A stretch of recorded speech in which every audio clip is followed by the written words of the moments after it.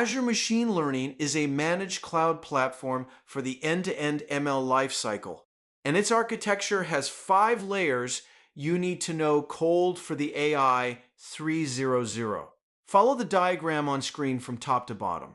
At the top is the workspace, the foundational resource container that holds everything else. Every experiment, every model, every compute cluster, every data store connection lives under a workspace. When you provision a workspace, Azure automatically creates 3 supporting resources: a storage account for artifact storage, a key vault for secrets, and application insights for monitoring. Those 4 resources together are the minimum viable AML environment. One layer down, compute.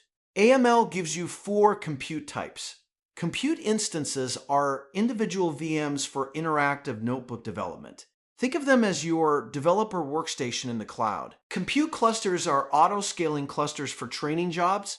They scale out when a job starts, scale back to 0 when it finishes, so you pay only for what you use. Serverless compute provisions automatically per job with no cluster to manage. And attached compute lets you connect AKS or Databricks clusters that are managed outside AML. Next layer, data stores. These are registered connections to external storage: Azure Blob Storage, Azure Data Lake Storage Gen 2, Azure SQL, Azure Files. Registering a data store stores the connection info in Key Vault.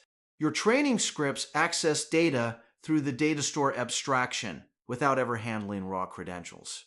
Below that, assets. Data assets are version pointers to datasets.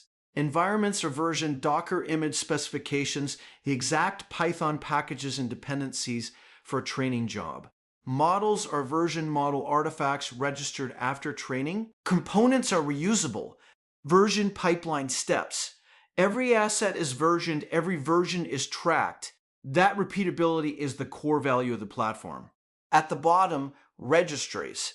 A registry is a cross-workspace store for environments, models, and components. Instead of rebuilding the same curated environment in every team's workspace, you publish it once to a registry and every workspace pulls from there. Registries are an exam D1.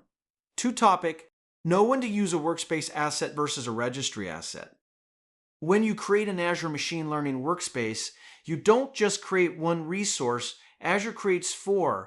This is an exam topic, so get these 4 into memory right now and understand what each one does. Storage account, this is where everything lives.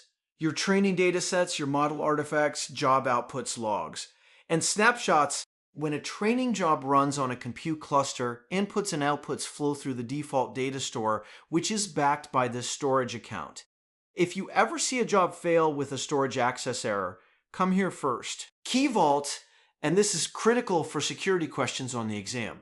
Key Vault is where AML stores secrets automatically, data store credentials, storage account keys, API keys, connection strings for external databases. None of this lives in your code or in environment variables. It all goes into Key Vault, and AML retrieves it transparently when needed. This is the correct answer whenever an exam question asks, how do you securely store credentials for a data store connection? Key Vault, full stop, application insights. This is your observability layer for deployed endpoints. When you deploy a model to a managed online endpoint, application insights captures request latency, error rates, throughput, and custom telemetry. If endpoint monitoring questions come up, App Insights is the mechanism. Container registry, this one is optional at workspace creation. You only need it once you start building custom Docker environments for your training jobs.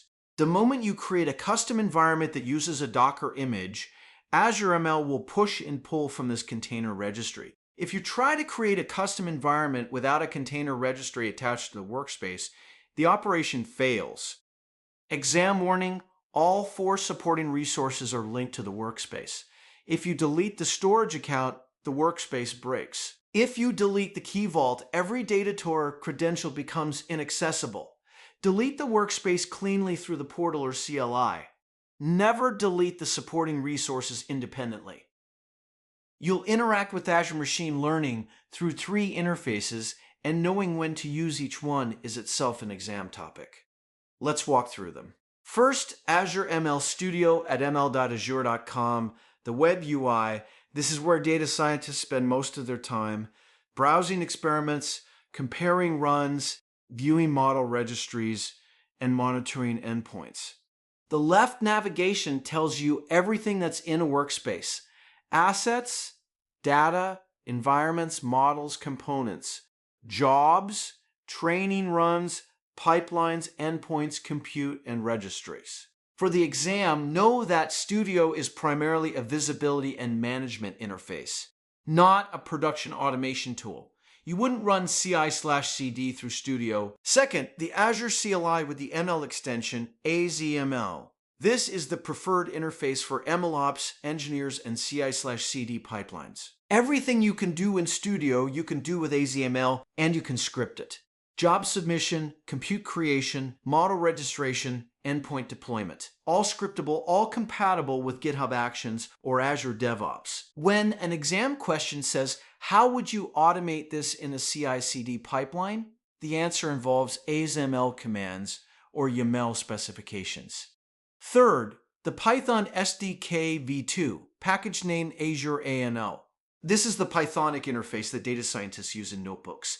You create ML client objects, define command job or pipeline job objects, submit them, and track results. The SDK v2 is different from the old SDK v1. If you see code using Azure M.Core, that's v1. The exam tests v2. The key class is ML client, which takes credential, subscription ID, resource group, and workspace name, and gives you a handle to everything. The REST API exists under all 3 of these and is available if you need it, but in practice you'll use the CLI or SDK. The exam won't ask you to construct raw REST calls, but it may ask you to identify which API operation corresponds to a given action. My recommendation: learn the CLI for automation tasks and the Python SDK for anything you're writing in notebooks or scripts. Studio is great for exploration and verification.